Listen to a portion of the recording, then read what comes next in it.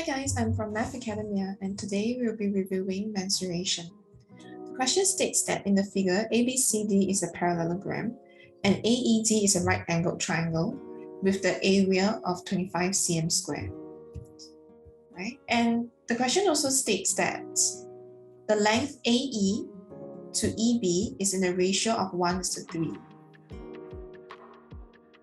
And the question is asking for the area of the trapezium BCDE. All right, before we start, maybe we can show EB and CD in terms of AE. As we know that AE to EB is in a ratio of 1:3, we can rewrite EB as 3AE.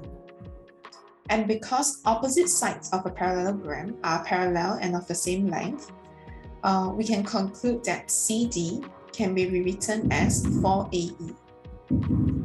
All right, then next, let's recap. What's the formula of area of a right angle triangle? It would be half times base times height. So in the case of triangle AED, the base would be AE and the height would be ED, which gives us 25 cm squared. All right, and the area of a trapezium BCDE have the formula of EB plus CD over 2 multiplied by the height, which in this case is ED.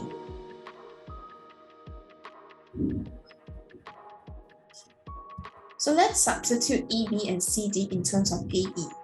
We would have 3AE plus 4AE over 2 multiplied by ED.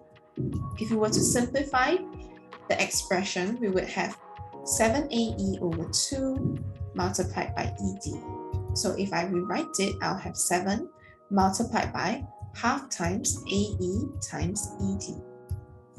So if we were to study the two formulas that we have half AE times ED equals to 25. And here we also have half AE times ED. So does it mean that I can replace this expression over here with 25 cm squared? So the area of trapezium BCDE would be 7 multiplied by 25 cm squared, which gives us 175 cm squared. And that would be my final answer. I hope you understand my explanation. Thank you.